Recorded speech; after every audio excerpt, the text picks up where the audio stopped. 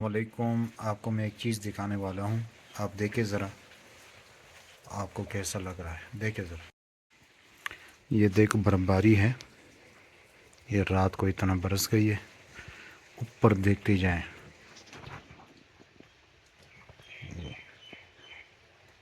ये देखिए, ये देखिए, सर्दी बहुत ज़्यादा है और आग से काम ले रहे हैं हम।